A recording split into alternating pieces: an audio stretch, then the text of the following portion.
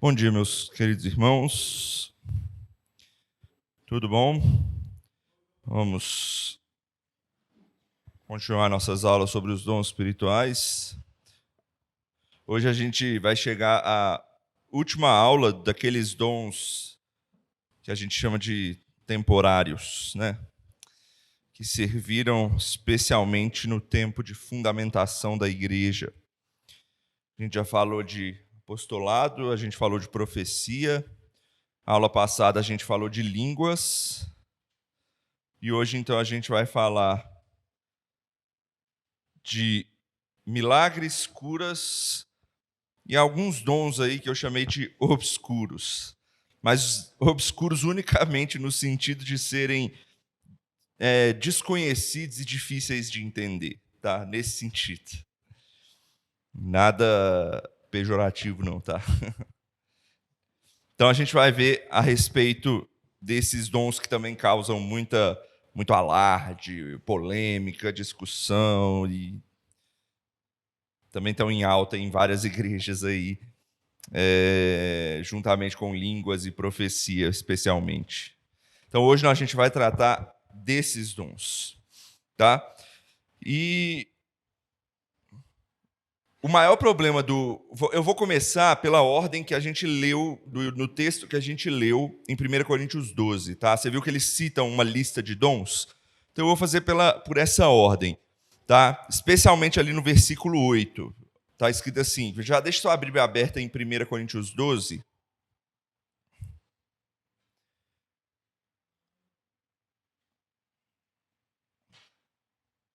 Especialmente aí no versículo 8, né, quando ele diz: porque a um é dada mediante o Espírito a palavra da sabedoria, um dom aí, a outro, segundo o mesmo Espírito, a palavra do conhecimento, outro dom, né? A outro, no mesmo Espírito, a fé como dom espiritual aí, a outro, no mesmo Espírito, dons de curar, a outro, operações de milagres, a outro, profecia, a outro, discernimento de espíritos, aí outro dom também que eu vou tratar.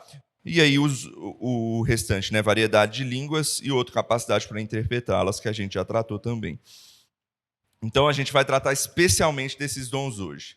Aí uma coisa que eu preciso que vocês entendam a esse respeito é que o maior problema no estudo desses dons, desses dons extras aí que são citados, é que o maior problema com eles é a identificação. O que significa isso? Palavra de sabedoria, palavra de conhecimento, discernimento de espíritos, né? Como é que eu identifico? Qual é o propósito deles? Tem muito dom na Bíblia que não tem explicação, mas também porque é muito simples de você entender. E provavelmente para eles era simples de entender naquela época. Para nós ficou meio difícil de entender o que é uma palavra de conhecimento, o que é uma palavra de sabedoria. Mas, por exemplo, quando Paulo cita liderança, ele não explica o que é liderança. Por quê? Porque é óbvio o que é liderança, né? Ele não explica o que é governo, o que é dom de administração. Por quê? Porque isso é óbvio. Mas para nós não ficou óbvio hoje o que é palavra de conhecimento, discernimento de espírito, palavra de sabedoria. E isso indica, e eu vou seguir daqui para frente com isso, que muito provavelmente eram dons revelacionais para a igreja e por isso eles cessaram, tá? Dom revelacional, quando eu digo dom que tem a ver com a revelação do evangelho para a igreja. E como o evangelho já foi completamente revelado na palavra de Deus, eles não são mais necessários, por isso eles cessaram, tá? Eu vou andar com esse entendimento e a partir disso a gente vai entender esses dons, beleza? Então a gente vai caminhar nesse sentido. Então vamos lá. Primeiro, explicação e o propósito e utilização dos dons espirituais. É isso que o 1 Coríntios capítulo 12 vai tratar para a gente. Olha o versículo 1. Eu vou seguir e fazer um contexto aqui, tá? Do texto. A respeito dos dons espirituais, não quero, irmãos, que sejais ignorantes. Qual que era o problema maior da igreja de Corinto? Na verdade, a igreja de Corinto não dá para nem dizer um problema maior, né? Porque era uma igreja muito problemática. Tinha vários. Mas um dos grandes problemas da igreja de Corinto era a má utilização dos dons espirituais. Má utilização. Por que eles mal utilizavam os dons espirituais? Principalmente por dois motivos. Primeiro, eles utilizavam mais os dons para si mesmo do que para os outros. Especialmente línguas. Eles utilizavam esse dom para tentar se edificar e deixavam os outros para lá. Enquanto a gente viu o tempo inteiro aqui nas aulas que dom espiritual é para edificar a igreja. E o segundo motivo de problema com o entendimento de dons deles é que eles supervalorizavam alguns dons em detrimento de outros, tá? Especialmente línguas também, mais uma vez. Eles falavam que quem falava em línguas, esse sim é que era importante. Não é muito diferente do que acontece em muitas igrejas hoje em dia. E Paulo está corrigindo esse problema aqui.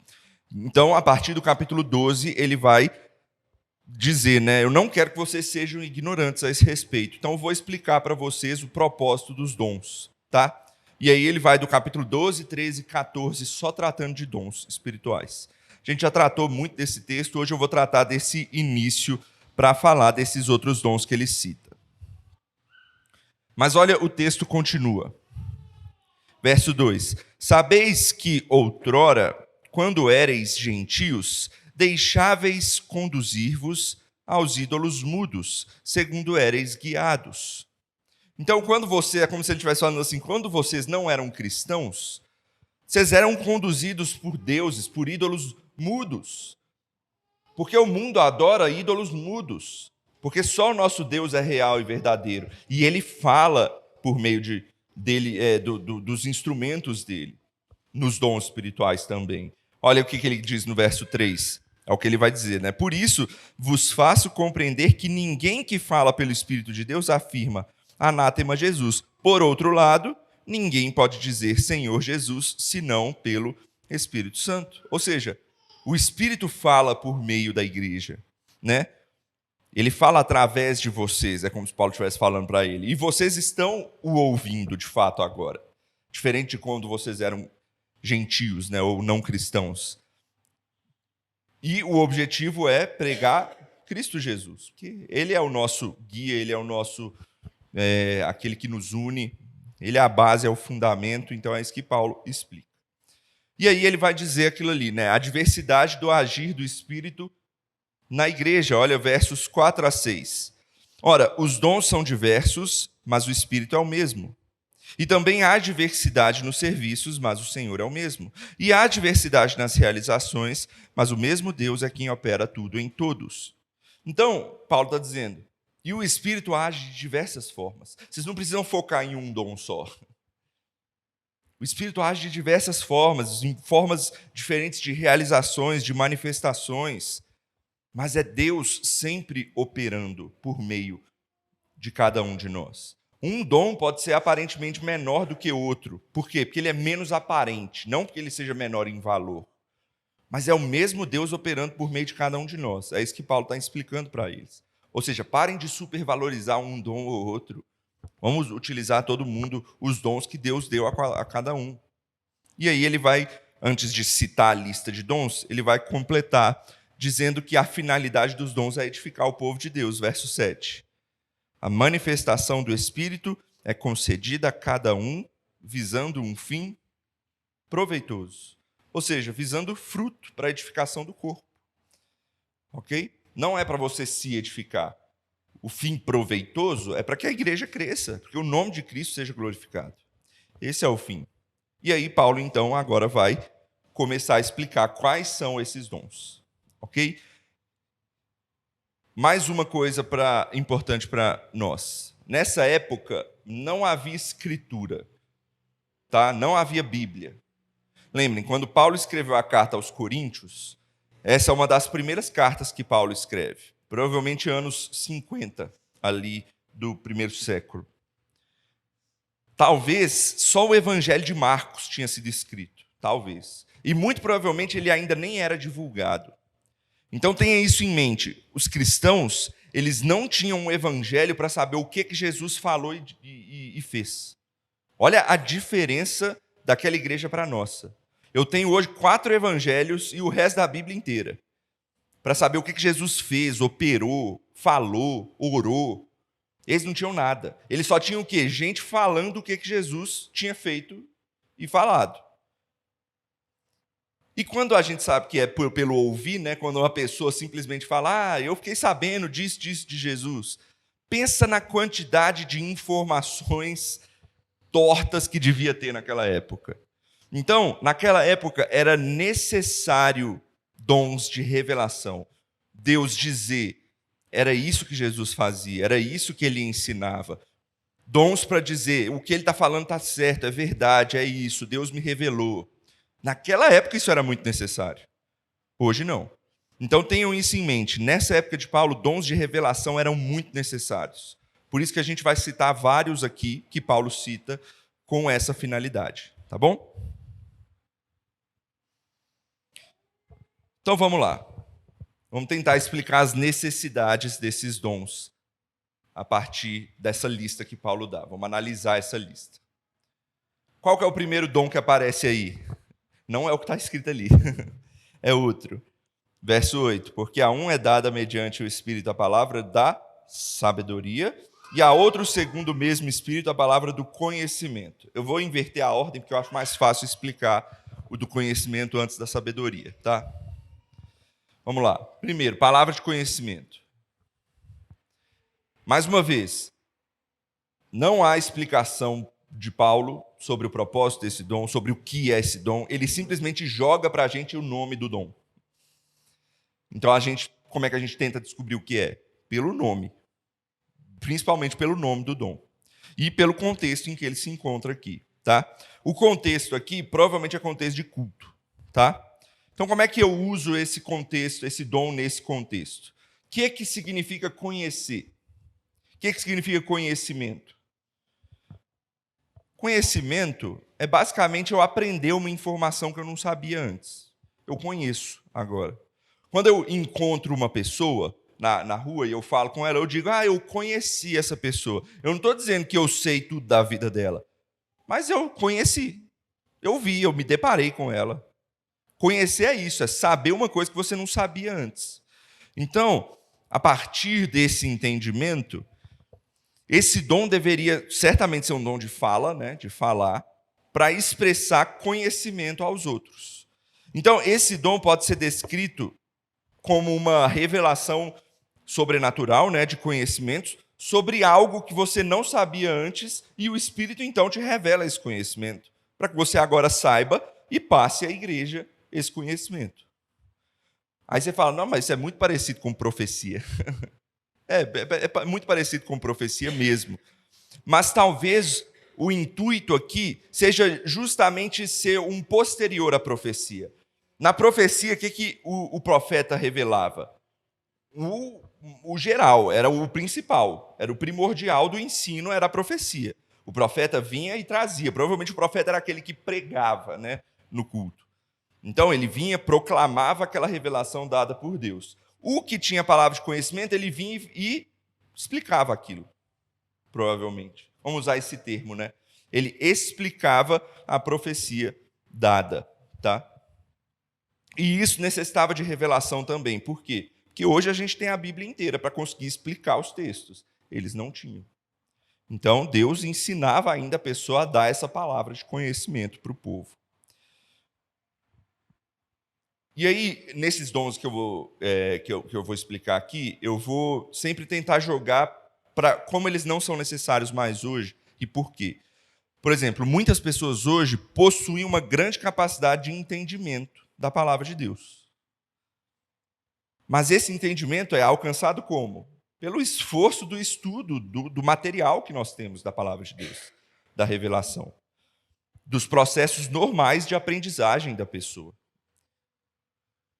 Então, eu esqueci de colocar a definição ali. Então, esse dom de conhecimento, ele não necessitava desse esforço que a gente tem hoje. Era Deus trazendo, de fato, a revelação para a pessoa. Por isso que é um dom revelatório, tá? Mas hoje, como nós temos a palavra de Deus, nós não necessitamos mais desse dom.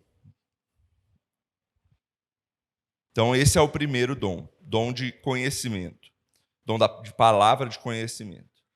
E aí vamos ao segundo dom, palavra de sabedoria. Qual que é a diferença de sabedoria para conhecimento?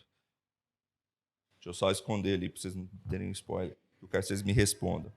Qual que é a diferença de conhecimento e sabedoria? Quem sabe? Oi. Diga.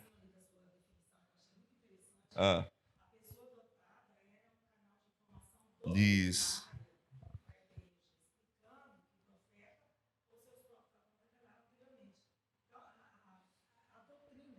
Isso.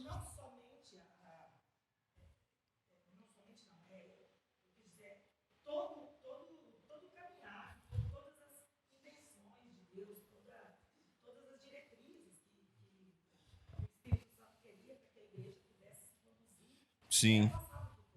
Exatamente. Exatamente. Você vai na palavra de Deus. É ali que você vai ter conhecimento a respeito da doutrina. Exatamente. É isso mesmo. Então vamos lá, volta a perguntar. Qual é a diferença de conhecimento e sabedoria?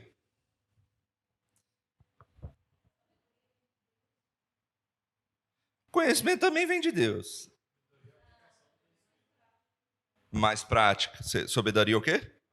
Ótima palavra. Aplicação. Você não colou aí não, né? Então tá bom. Ótima palavra. É uma aplicação. Então, a diferença desse para o anterior é muito sutil. Provavelmente, conhecimento é simplesmente entender ou saber de algo, né? Você entendeu, você conheceu aquilo, você entendeu o que é aquilo. Mas como é que eu aplico aquilo? Por exemplo, vou dar um exemplo. Eu sei que se eu apertar esse interruptor aqui, a luz vai chegar ali.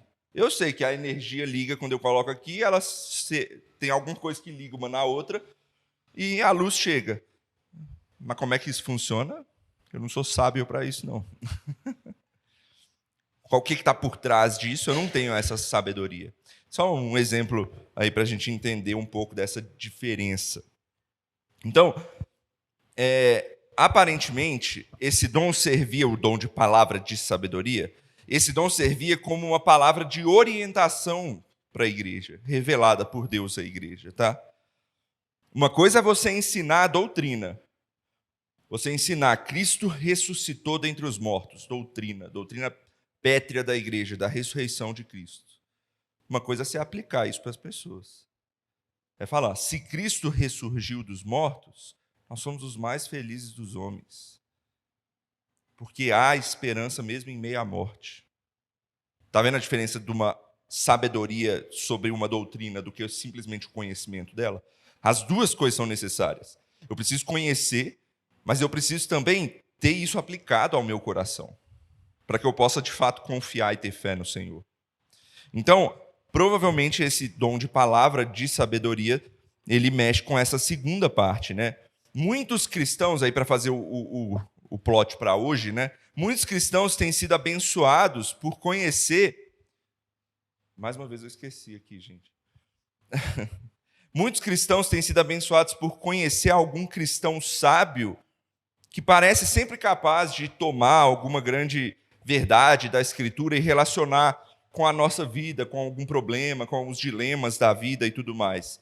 E deixar aquilo de forma mais clara. Mas naquela época eles não possuíam a Bíblia para ter esse conhecimento e essa sabedoria que Deus nos dá para entender, né? Nesse sentido, o que a Giovana falou é muito bom, muito importante também, né?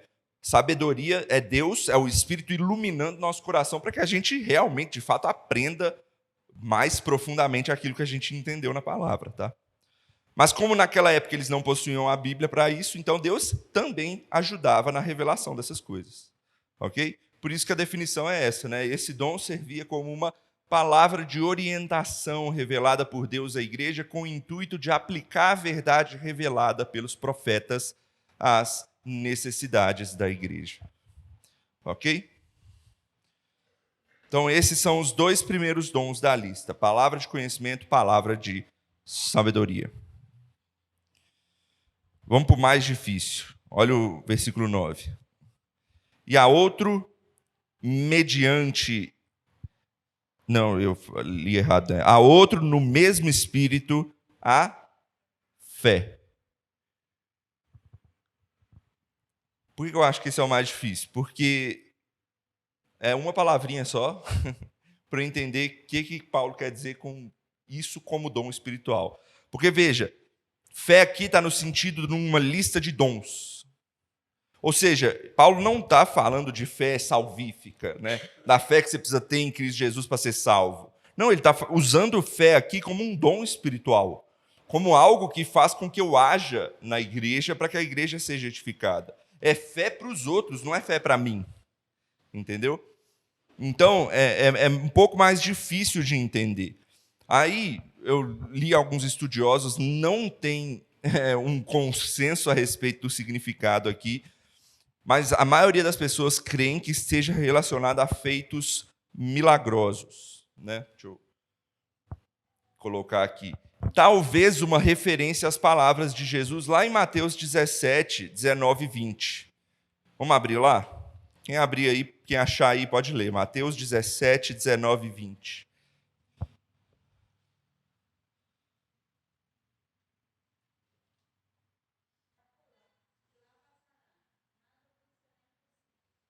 Esse texto é importante, eu vou usar ele mais para frente de novo. Mas a primeira coisa, o contexto dele.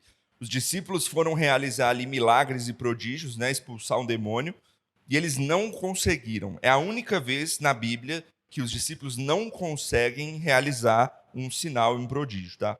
Única vez na Bíblia. E Jesus explica que é por causa da fé deles. E ele fala, se vocês tivessem fé, vocês poderiam ter realizado sinais e prodígios aí, até mover um monte vocês poderiam mover. Claro que Jesus está falando no sentido metafórico aí da palavra, né? Dizendo que Deus tem poder para eles fazer o que quiser se eles, de fato, tivessem a fé necessária para isso. Então, tem gente que associa esse dom a isso que Jesus falou. Porque, veja, tem a ver, de fato, com realizações em prol do evangelho, em prol da igreja. Eu vou falar hoje também que milagres, sinais, prodígios é para confirmação do evangelho. Então, tem essa situação, é fé para abençoar. Você precisa ter essa fé para exercer esses dons. Só tem uma dificuldade. Daqui a pouco eu leio. Só tem uma dificuldade. Como é que eu diferencio esse dom do que vem logo em seguida na lista que chama Operação de Milagres? É muito parecido um com o outro. Então, certamente deve haver uma diferenciação. Tem um autor, um pastor chamado Moisés Bezerril, que ele diz isso aí. Né? Distintamente do dom de operações de milagres, o dom de fé, da fé, tem a ver com uma convicção de algo que vai acontecer a fim de ser dada uma ordem para que esse algo aconteça. Enquanto o dom de operação de milagres era aquele que acontecia imediatamente a situação encontrada. É uma diferença muito pequena, muito pequena sobre isso, né? Mas pode ser uma diferença de fato. O de operação de milagres, você não pensava naquilo. Aparecia a demanda e eles faziam, e acontecia. Era imediato. Agora, o de fé era uma coisa pensada mais à frente. Quem sabe se era essa a diferença? Esse é um texto bem difícil da gente interpretar. Fé no sentido de dom. Mas uma coisa é básica para a gente entender. Naquela época eles sabiam o que era esse dom. E certamente esse dom de fé era também para credenciar e confirmar a mensagem do evangelho. Tá? Sempre os dons revelacionais eles vão ter esse sentido. Eu vou me aprofundar nisso na segunda metade da aula. Tá? Em seguida, continua o verso 9. Há outro no mesmo espírito a fé, e há outro no mesmo espírito dons de curar, há outro operações de milagres. Essa vai ser a segunda parte da aula, tá? Eu vou pular eles aqui agora para a gente finalizar essa parte. Aí ele cita profecia, né? Há outro discernimento, outro profecia. E aí eu vou falar da profecia aqui, a gente já viu uma aula, 2 aulas quase, né, só sobre profecia, que é puramente revelação de Deus, ou seja, diferente dos dons anteriores, a profecia é a revelação primária, né? Enquanto os outros eram revelações do Espírito para explicar ou aplicar a própria profecia. Tá? O profeta era aquele que recebia, era aquele que provavelmente pregava diante da igreja. Tá? Ou então era aquele que era o centro. A palavra de revelação veio a ele. Os outros vêm a partir do que ele já falou. Tá? Então, esse é o sentido de profecia. E aí agora vem um outro dom que também é um pouco mais difícil, né? Há outro discernimento de espíritos. O que é discernimento de espíritos? Quem quer chutar aí?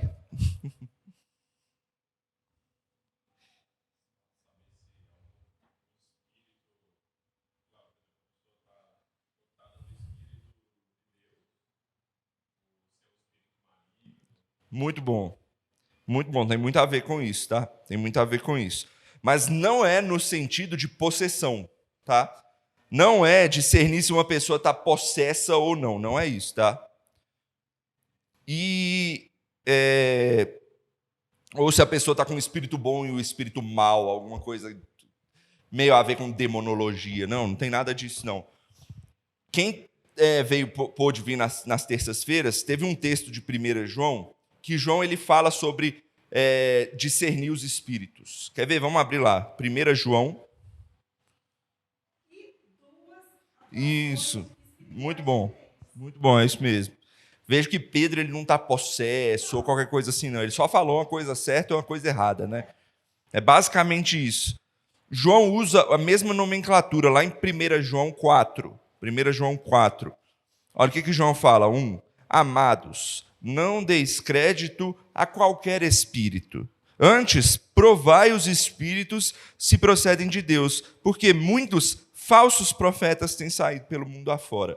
Ele não está dizendo que esses falsos profetas são endemoniados ou coisa assim. Não, ele está dizendo que eles simplesmente ensinam coisas erradas. Ou seja, eles não falam pelo Espírito Santo. Não falam. Entende? Então, a simples diferença é essa. Discernir, então, espíritos não é se uma pessoa está possessa, se ela está com espírito bom ou mal, mas é um dom que Deus deu para que se julgasse a doutrina e a edificação da igreja. Tá? O que significa discernir? Discernir é a capacidade de avaliar algo. O termo lá no grego, ele significa literalmente julgar através de. Através de, naquela época, era através da revelação de Deus. Ele ia dizer quem está falando a verdade e quem não está. Então, o dom de discernimento de espírito era julgar ou avaliar as profecias, os ensinamentos das pessoas, distinguindo o falso do verdadeiro. Mais uma vez, vou relembrar o contexto para vocês verem quanto era necessário esse dom. Eles não tinham a Bíblia, eles tinham pessoas que já tinham ouvido de Jesus e estavam repassando umas às outras o que Jesus tinha feito e o que Jesus tinha ensinado. Imagina se um vira e fala, nossa, eu ouvi dizer que Jesus, ele ensinava, Ele podia falar qualquer coisa, porque não tinha uma coisa escrita disso. Como é que eles iam saber se era verdade ou não? Está aí a necessidade de um dom desse, naquela época. Discernir os espíritos. Então, discernir é essa capacidade de avaliar. Era a capacidade de avaliar as profecias, os ensinamentos, ou até as pessoas, distinguindo o falso do verdadeiro. Tá? E eu não estou dizendo aqui que as profecias eram falíveis, tá? Porque tem gente que fala que hoje existe dom de profecia, mas que elas são falíveis, né? Elas podem acontecer ou não. Eu já disse que se não acontece, não é profecia. Se é de Deus, vai acontecer. Pronto. Se é de Deus, é verdade. Então, é isso que é dom de profecia. Ele está avaliando se ela é verdadeira ou se ela é falsa. Ponto. Só isso que ele está avaliando. Ele não está dizendo que ela é verdadeira, ela pode ou não acontecer. Então, vamos relembrar. Não, ele está dizendo se ela é verdadeira ou se ela é falsa. Pronto. Se ela fosse verdadeira, então eles tinham que definitivamente crer naquilo. Tá? Provavelmente, passa 2 páginas aí de 1 Coríntios 12, vai para 1 Coríntios 14, 29. Provavelmente aqui Paulo está relembrando a utilização desse dom e falando quanto ele é importante. Alguém lê aí, 1 Coríntios 14, 29.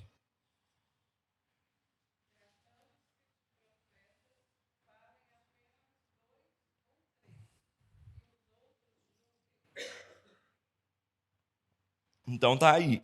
Era necessário julgar os profetas. Não porque se as profecias deles eram verdadeiras ou falsas, mas se eles falavam pelo Espírito Santo ou não. Esse era o motivo.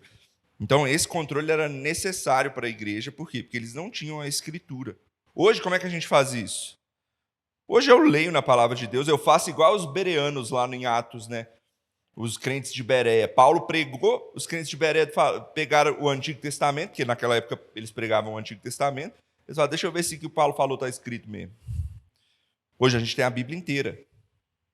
Inclusive, para o que as pessoas falam a respeito de Jesus. É nela que eu julgo. E são esses os dons que eu disse obscuros, né? Ele até cita depois aí línguas e interpretação, que a gente já viu a aula passada. Mas como o contexto aqui é um outro contexto, deixa eu dar uma explicada nesse contexto aqui. É bom lembrar que o dom de línguas era de idiomas estrangeiros. E veja, Corinto era uma cidade pagã. E ela era uma cidade portuária, né? Sua geografia era propícia para a utilização desse dom, porque ali passava uma grande quantidade de pessoas de várias nacionalidades. Então, esse dom de línguas, variedade de línguas e interpretação, era útil naquela situação, mas era muito mal utilizado pelos coríntios. É isso que Paulo está dizendo. Paulo em nenhum momento diz para eles não utilizarem o dom de línguas. Lá no final de 1 Coríntios 14, ele diz, né? 1 Coríntios 14, 39. Portanto, meus irmãos, procurai com zelo o dom de profecia e não proibais o falar em outras línguas. Mas em outras palavras, mas façam direito. Utilize do jeito certo. Tá? Então, Paulo não é que ele estava proibindo naquela época. Era útil, podia ser útil. Então, muitas vezes as revelações poderiam ser dadas em outras línguas.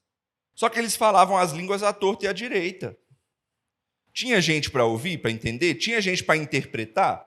Porque se você falar uma língua qualquer aí e não ter quem interprete, provavelmente o contexto era uma cidade portuária, chegou um cristão de um outro lugar, chegava na igreja e falava, eu tenho uma profecia. Mas ele estava falando em outra língua. Como é que a igreja de Corinto vai entender se ninguém sabe a língua dele? Diga aí.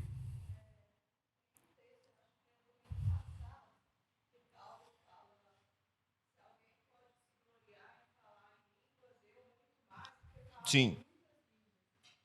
1 Coríntios 14 também.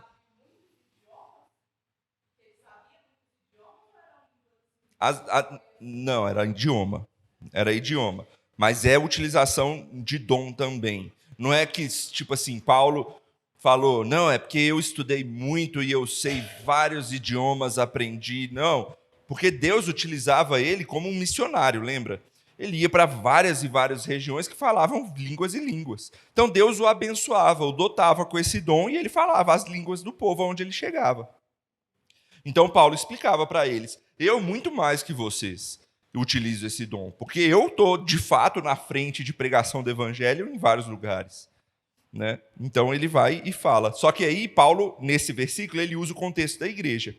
Aí ele fala, mas quando eu estou no meio da igreja, basicamente isso, eu prefiro falar 5 palavras na língua que o povo me entende do que 10.000 nessas outras línguas. Isso é um bom texto para a gente lembrar. Então, esse é o contexto de dom de línguas na cidade de Corinto, tá? Pode falar.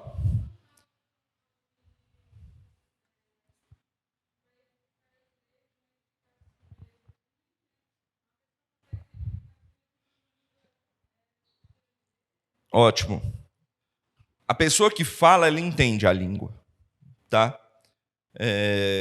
Especialmente as pessoas que chegavam de outras regiões, elas falavam aquelas línguas, provavelmente, e elas mesmas se entendiam. E quando Deus dá o dom de línguas, por exemplo, a Paulo, quando ele ia para algum lugar pregar, ele entendia o que ele estava falando, tá? Isso tem que ficar claro. Era outra língua que ele aprendeu, assim, do nada, pelo Espírito? Mas ele entendia o que ele estava falando. Quando a Bíblia diz que ele edifica a si mesmo, significa que ele está entendendo a profecia que está sendo revelada. Não é que ele está orando lá para si só e está se edificando com ela e não sei o que, uma coisa abstrata assim. Não. Ele sabe o que ele está falando e ele está entendendo aquilo. Só que qual é o propósito dos dons? É edificar a igreja. Então, quando eu não tenho um intérprete para que todo mundo da igreja possa entender, o que a Bíblia fala? Que fique calado e você fale com Deus. Você vai entender, você e Deus, e Fique calado, você e Deus. Porque provavelmente Deus te deu esse dom, mas ele não deu que alguém revelasse. Espera seu momento. Talvez em algum momento apareça o intérprete e você consiga trazer essa revelação. É nesse sentido. Hum.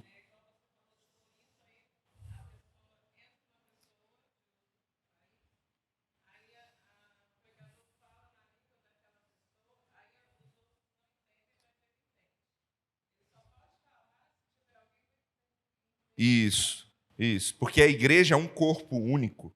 Eu não posso pregar só para alguns.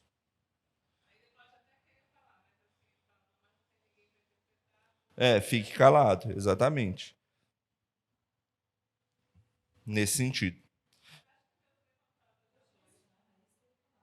E isso, quando Deus queria, ele direcionava a pessoa. Só que o povo em Corinto, muito provavelmente, eles começaram assim: não, eu tenho, sou eu, minha vez. Provavelmente era uma balbúrdia lá que acontecia. Isso, exatamente.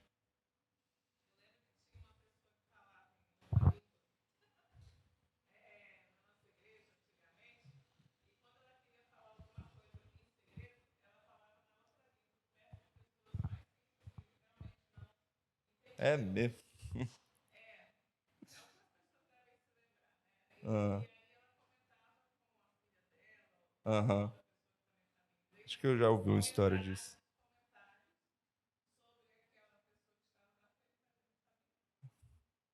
Eu já ouvi uma história disso, era na igreja mesmo, né? E eu lembro que o pastor Josso, uma vez, ele até se levantou e falou abertamente: olha, nós não cremos em o dom de línguas dessa forma. Ele falou disso abertamente para a igreja inteira ouvir, né? Eu já ouvi essa história. Importante fazer isso. Por quê? Porque isso não causa edificação na igreja, causa confusão. É. Mas não um discernimento de espíritos. Era um discernimento de crente mesmo. Com certeza. Todo mundo deve buscar. Então, conclusão. Esses dons eram temporários. Por quê? Porque eles eram necessários naquela época, porque naquela época precisava de revelação para a igreja. Dados para preencher essa necessidade temporária da igreja. Né? Hoje a igreja tem o maior dos dons, que é a revelação completa da palavra de Deus. Então, somente este é o guia todo e suficiente de fé e prática para nós. Beleza? Então,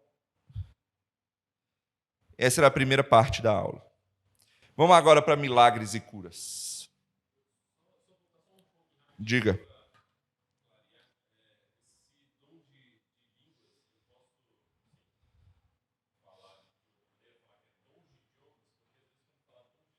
Pode? Pode. Aham. É porque. Sim. De idiomas. Isso mesmo. Pode sim. Tem gente que até que faz essa tradução.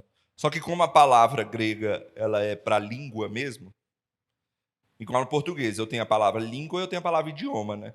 No grego está a palavra língua. Mas a tradução dela é sempre ou o órgão língua ou idioma. Ela é utilizada para essas duas finalidades. Nunca como palavras estáticas, né? Blá, blá, blá, blá, blá. Então eu poderia traduzir como idioma, sim. Sim.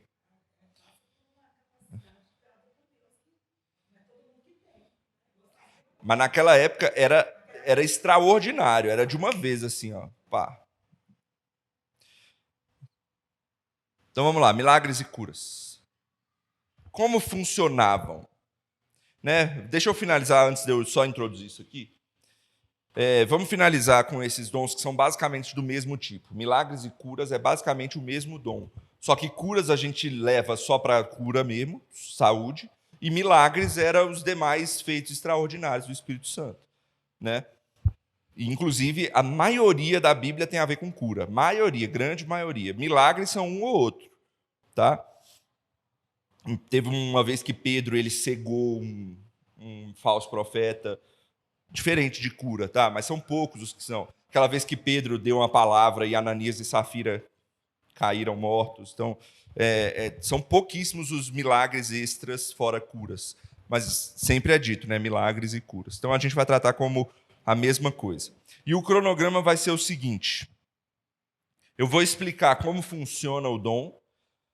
E eu peço que você sempre perceba as diferenças. Eu vou tentar trazer ênfases, né? Comparando com o que dizem ser curas e milagres hoje em dia, tá? Como na Bíblia é diferente. E depois eu vou concluir explicando o propósito bíblico desse dom, tá? Então vamos lá, como é que funcionavam esses dons? Primeiro, as curas eram instantâneas. Eu não ficava tentando, não, era de uma vez, ele falava e acontecia, tá? A gente viu há pouco tempo nas pregações em Atos à noite, a cura do coxo. Do coxo que tinha 40 anos de idade, coxo de nascença. Foi de uma vez, ó. Pá. Pedro falou, curou. Deu a mão para ele, levantou e acabou. Curado. Instantâneo. Segundo, era completa. Lembra, ele era um coxo de nascença. Você precisa, quando anda, você leva um tempo para aprender a andar, para ter força na perna. Não é uma cura de médico, que você vai tomando e fazendo fisioterapia. Não, foi de uma vez. Pedro levantou e já sabia andar. É completa a cura. A cura era permanente. Não é que ele nunca mais vai voltar a ficar doente, não é isso. Mas é que depois que o cara que curou ele foi embora, ele continuou curado, ele curou daquilo. Ele pode até sofrer um acidente, quebrar a perna e ficar sem andar de novo. Mas era permanente. Aquela primeira cura foi permanente nele. Tá? Não voltava a ter aquele mesmo problema. Depois, não era limitado a um tipo de cura, tá? Eles curavam o que aparecia na frente. Não era tipo só cura de problemas de cabeça, de problemas espirituais. Era cura de qualquer problema da vida da pessoa, tá? Era qualquer um desse tipo de cura. Não havia seletividade. Ou seja, não é se você tem fé, você vai ser curado. Só os que têm fé vão ser curados hoje. Não, quem aparecia era curado. Quem aparecia era curado. Inclusive, tinha vezes que as pessoas passavam... Tem 2 eventos impressionantes na Bíblia sobre isso. Um era que eles passavam pela sombra, eu não lembro se era de Paulo ou se era de Pedro, e a pessoa simplesmente era curada. Outro, Paulo, os lenços que Paulo utilizava, as pessoas encostavam no lenço e eram curadas. Então, não tinha seletividade, ele não escolhia você vai ser curado, igual hoje em dia acontece, né? Ele fala, não, você, vem aqui, Deus me revelou que é você que precisa ser curado. Não, porque não tinha escolha, era qualquer um, era quem aparecesse era curado. Por quê? Porque era sinal de confirmação do que estava sendo pregado, independente de quem estava lá. Não precisa ser uma pessoa específica. Muito bom. 6. Não havia limitações. Ou seja, quem podia curar à vontade, quando Deus lhe dava essa capacidade. Não havia condições sobre aqueles que seriam curados, né? O mesmo era verdade dos outros milagres também. Acontecia. Deus trazia para aquela pessoa e acontecia. Ele fazia o que tinha que ser feito, sem limitações. 7. Fé, nem qualquer outra coisa era condição, né? Acabei de falar disso, né? Mas a fé era frequentemente recompensada, tá? Frequentemente a fé era recompensada. Por isso que Jesus, muitas vezes, ele perguntava antes de curar, né? Você tem fé? E aí a pessoa dizia, e então ela era curada ao mesmo tempo. Mas isso não era uma condição, até porque muitas vezes isso nem era perguntado. Ou então, lembra da vez, por exemplo, que Pedro foi lá e curou uma menininha que estava morta? Ele ressuscitou a menina? Como é que uma pessoa morta pode ter fé? Fé não era condição. Ele simplesmente, a cura acontecia. 8. As tentativas de cura eram sempre bem-sucedidas, exceto lá no Evangelho, no início, quando os apóstolos ainda estavam aprendendo de Jesus ali. Depois que eles foram de fato instituídos por Jesus, não era tentativa e erro, era fato. Era para confirmar a verdade pregada. Não tinha tentativa e erro. 9. Eram geralmente para incrédulos. Esse ponto é importante. Por quê? Porque qual é o objetivo dos milagres? Assim como qual é o objetivo dos dons? Fazer com que a igreja seja edificada e a mensagem do evangelho seja pregada. Esse era o objetivo dos milagres. Então, a confirmação através dos milagres era muito mais útil para os incrédulos. Muito mais útil para os incrédulos. Inclusive, isso muitas vezes era propósito de Deus. E entre os crentes não era propósito de Deus, muitas vezes. Porque Deus nos abençoa muitas vezes por meio do sofrimento. E isso acontece algumas vezes na Bíblia. Todo mundo sabe, crê que Paulo tinha o dom de curas e milagres, certo? Mas tem vezes que ele não consegue pregar. Vamos olhar 2 textos? Vou pedir aí para vocês abrirem. Pedir ali, Aline, abre para a gente. Filipenses 5, 25 a 27. E vou pedir para a Val, já está com a Bíblia ali, ó, 2 Timóteo 4, 20. 5, 25 a 27.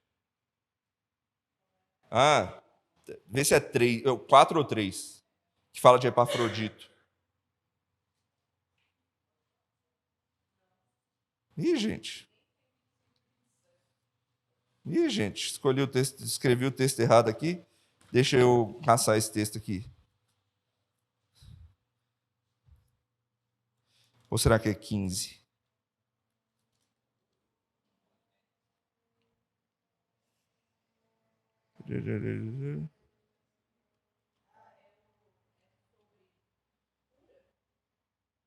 Isso, é sobre cura. Deve ser. Mudei o número aqui. Isso, esse mesmo, Epafrodito. Vamos lá.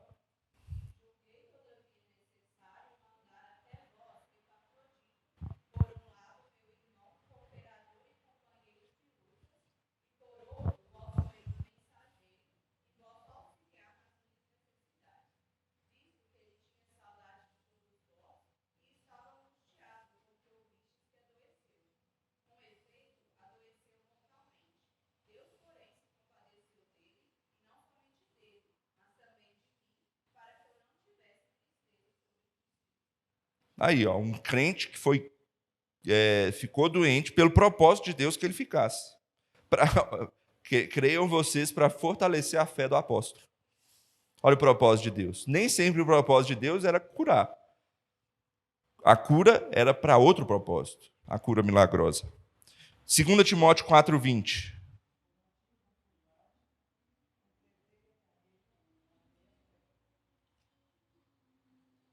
4, 20? Segunda?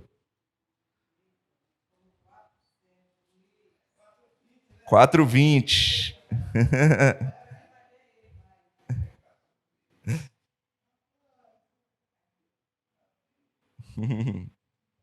Sem problema.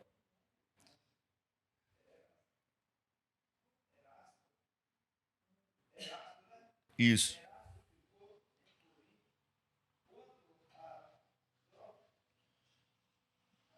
É isso mesmo. É isso mesmo. Parece um texto esquisito, mas é isso mesmo. Paulo, que tinha o dom de cura e milagre, ele deixou um crente doente em outra cidade. Ué, Paulo, por que você não curou? Porque não era propósito de Deus. Para que Deus vai utilizar o dom de milagres e curas, que é para confirmar o evangelho, para alguém que já tem o evangelho confirmado no coração? O propósito de Deus para aquela doença era outro. Tá? Então, isso vai nos levar a outras definições aqui sobre isso. Especialmente a 13 ali, né? Não havia um ministério de cura. Mas vamos lá, 10. Normalmente não era algo solicitado. As pessoas não faziam fila nos apóstolos. Na verdade, elas faziam fila porque elas queriam ser curadas, né? Mas não era tipo, eu quero, vem cá, você e tal. Não, normalmente eles chegavam nos lugares, pregavam o evangelho e faziam os milagres. Tá? Não era tipo um circo que ele vai, se monta em certo lugar e começa a chamar as pessoas. Vem. Não. Pregou, aconteceu. Acabou, vamos para outro lugar. Tá? 11. Eram sempre secundárias à pregação. 12. Ressuscitações poderiam acontecer sob pedido, tá? Porque eles não ficavam ressuscitando gente à torta e à direita.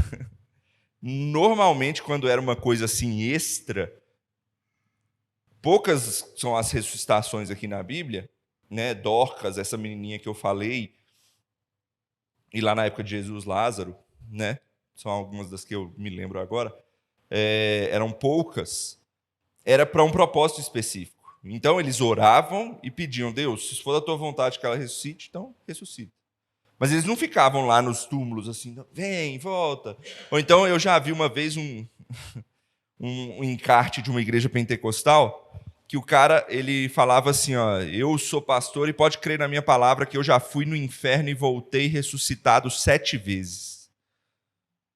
Estava lá no encarte dele. Ele usa aquilo como um bastião da fé dele, né? Eu morri e ressuscitei 7 vezes. Que beleza. Muito bom para você. Não diz nada para nós. Não diz nada para nós. Porque o dom era para confirmar o evangelho pregado naquela situação. 13. Não havia um ministério de curas, tá? O que eu quero dizer com isso? As curas, elas eram públicas? Eram. Para quê? Para confirmar a palavra pregada. Mas eles não tinham um ministério. Terça-feira, culto de curas, pode vir. Não existia isso. Não tinha absolutamente nada disso. Era pregar o evangelho, que era o importante, e aí Deus concedia sinais e prodígios para confirmar aquela mensagem pregada. 14. Apenas os apóstolos e os oficiais relacionados a eles exerciam o dom. Tá? Quem são os fora os apóstolos que aparecem realizando sinais e prodígios? Barnabé, Filipe e Estevão.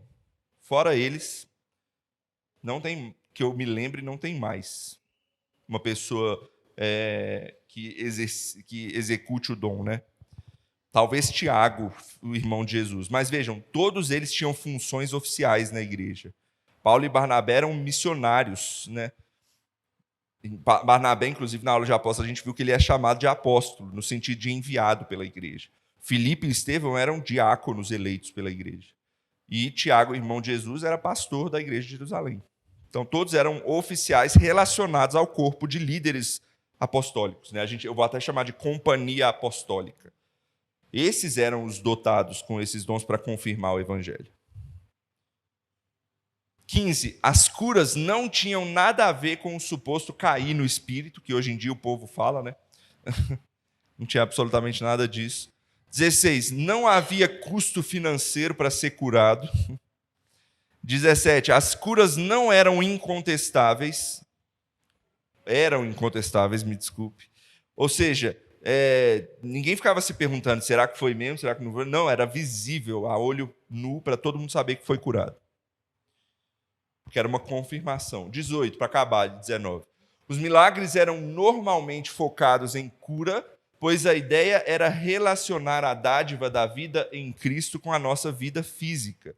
Ou seja, era como se fosse uma ilustração visível do evangelho, do que o evangelho faz. Você foi curado, sua saúde foi restituída. É isso que Cristo faz com o seu coração, com a sua vida espiritual diante de Deus. Ele te reconcilia com Deus. Por isso que curas é muito mais enfático do que os demais milagres, tá? Alguns milagres que acontecem na Bíblia, por exemplo, o de Pedro lá falando a palavra para que Ananias e Safira morressem, ou Pedro cegando o profeta, ou Paulo quando ele não foi afetado pelo veneno daquela víbora lá no final de Atos. Eles tinham motivos específicos para a obra do evangelho, mas a maioria das curas realizadas eram sinal do evangelho, para confirmar o evangelho e para mostrar que o evangelho faz isso com a nossa vida. E por fim, Hebreus 2, 3 e 4, vamos abrir nesse texto. Hebreus já é escrito mais no final do primeiro século. Olha como é que o autor aos Hebreus se refere a milagres e curas. Alguém lê aí, Hebreus 2, 3 e 4.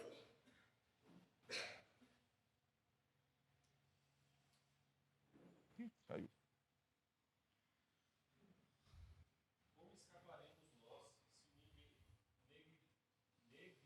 Negligenciarmos.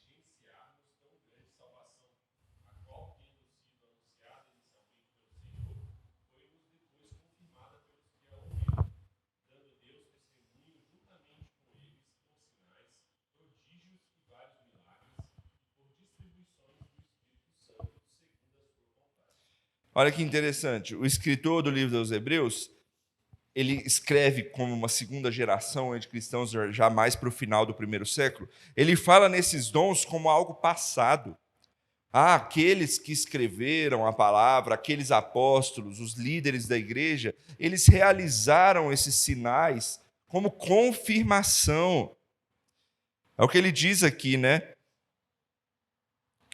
No final do versículo 3. Foi-nos depois confirmado aquilo que eles anunciavam por meio de sinais, prodígios e vários milagres.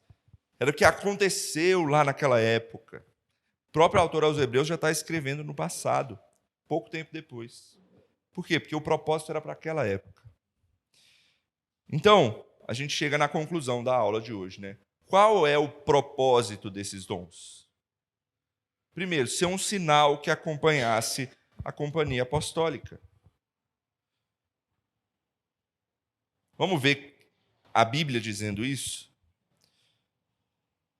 Vou passar alguns textos aqui. Hebreus a gente já leu, falou isso abertamente, mas vamos ver outros textos. Vou continuar aqui. Giovana, abre para mim 2 Coríntios 12, 12. Dona Berenice, está com Bíblia? Não? Marina, pedi para Marina abrir Atos 4, 29 e 30. Você está com a Bíblia aí, Robério? Atos 8, 6 e 7. E por fim, Helena, Atos 14, 3.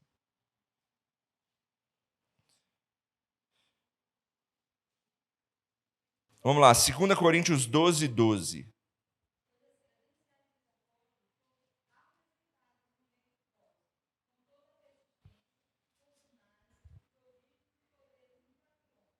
Ou seja, os sinais, os prodígios, os milagres eram para ser o quê? Credenciais, era para credenciar o apóstolo. Era para que o povo cresce na autoridade da mensagem que ele estava passando.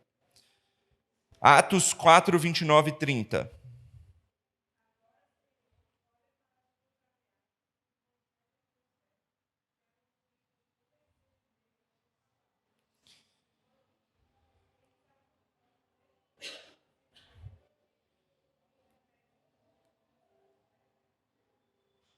Essa é a pregação do texto de hoje à noite, inclusive. Né? O foco era a pregação. Eles estavam falando, Deus, a gente vai pregar, mas concede que o Senhor vá confirmando a nossa pregação por meio desses sinais, desses milagres aí. Ok? Então, milagres, sinais eram para confirmação do que eles iam pregar. Eles não pedem ao Senhor, Deus, me concede poder para que esse povo creia. Não. Ele fala, Deus, me concede que eu pregue fielmente a tua palavra. É isso que a gente pede. Atos 8, 6 e 7.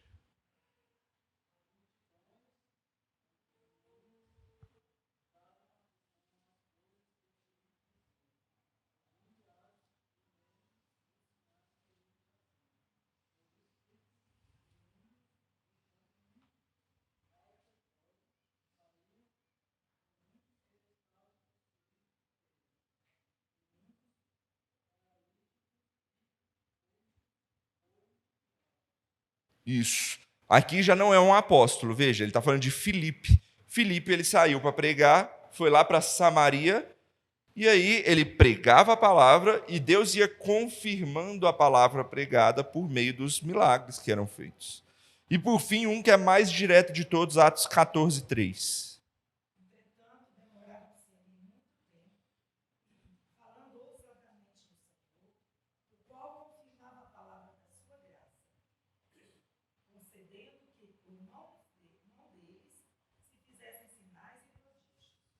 Eu acho que é interessante esse texto que ele diz. O que eles iam fazer? falar o evangelho, pregar a palavra. Eles não iam fazer milagres, eles iam pregar. E Deus confirmava com os milagres. Não existe ministério de milagres na Bíblia, de milagres e curas. Existe o ministério da palavra. Esse é o foco. Por quê? Por quê? Porque eles precisavam testificar a fidelidade e a autoridade desses pregadores e alertar os ouvintes da sua necessidade naquela época.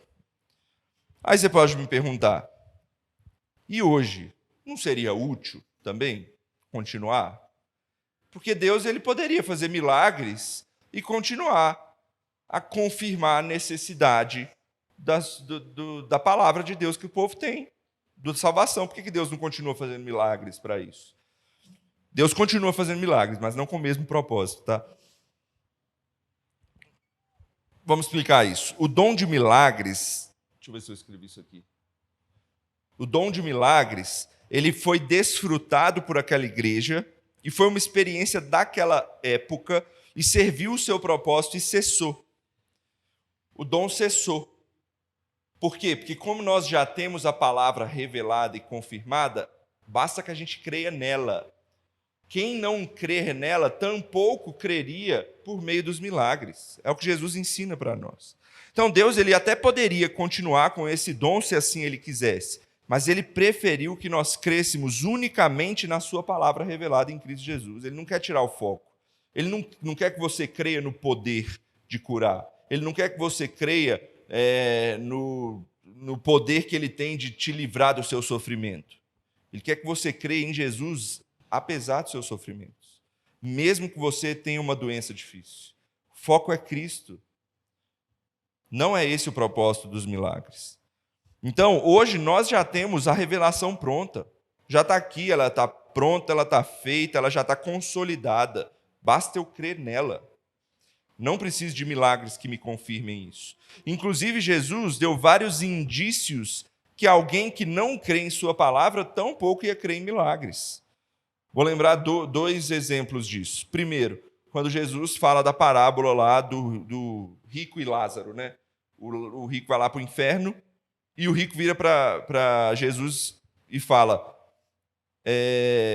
agora que eu sei do meu problema, eu não crio, eu estou aqui no inferno, eu quero voltar lá e avisar para os meus familiares. E se eu voltar, se o Senhor me fazer aparecer de alguma forma, eu já estando depois de morto, com certeza eles vão crer. Ele diz assim. Jesus vira para ele e fala: não vão não. Eles já têm Moisés e os profetas, né? Ele fala, eles já têm a Bíblia. Se eles não creem na Bíblia, tampouco eles vão crer se um fantasma aparecer na frente deles. Não é milagre que faz crer. Não é milagre. E o segundo texto que Jesus mostra isso também é Tomé. Lembra que Tomé não creu na ressurreição de Jesus? O que Jesus fala no final? Bem-aventurados os que não viram e creram. Não é por meio de ver, por meio de sentir ou qualquer coisa assim. É a fé no nome de Cristo Jesus. E aí, para finalizar, isso significa que não há mais milagres? Claro que há. Claro que há. Mas não por pessoas dotadas, e sim pela graça e misericórdia de Deus em seus propósitos específicos, em operações extraordinárias que Ele faz. Às vezes, Deus ele concede milagre de curar alguém, pela graça e misericórdia dEle. Não é para confirmar a mensagem, já foi confirmada. É só porque Ele é gracioso, muitas vezes, e executa esses milagres. Ou, às vezes, é para trazer facilitação para um missionário que está pregando em algum lugar longínquo, onde está difícil penetrar a palavra de Deus ali. Deus, às vezes, opera milagres ali. Mas isso não é dom, tá? Tem muita gente que confunde que qualquer milagre é a execução do dom. Vou dar um exemplo final para a gente concluir a aula. Por exemplo, eu creio que eu tenho dom de ensino e eu estou aqui ensinando e eu estou exercendo o meu dom de ensino aqui. Vamos supor que a dona Filomena da igreja, ela não tem o dom de ensino e vem ensinar. Porque aconteceu que ela precisou ensinar em algum momento a alguém. Ela não tem o dom, mas ela foi lá e ensinou. ela ensinou sem exercer o dom, certo? Concordam comigo? Ela ensinou sem exercer o dom. É a mesma coisa quando acontecem milagres e curas hoje. Deus, às vezes, utiliza homens como instrumentos dele para curar alguém. Pode ser que aconteça, que a pessoa ore e imediatamente alguém seja curado. Pode ser. Mas isso não é porque a pessoa esteja dotada. Deus operou extraordinariamente por meio dela. Não é um dom, é um milagre extra. É como Deus age hoje em milagres e curas. É isso. Alguma dúvida, alguma questão? Pode falar.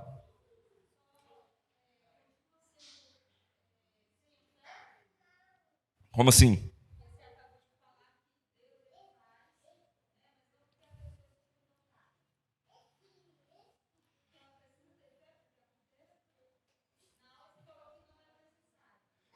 Não é necessário da pessoa que é curada ter fé.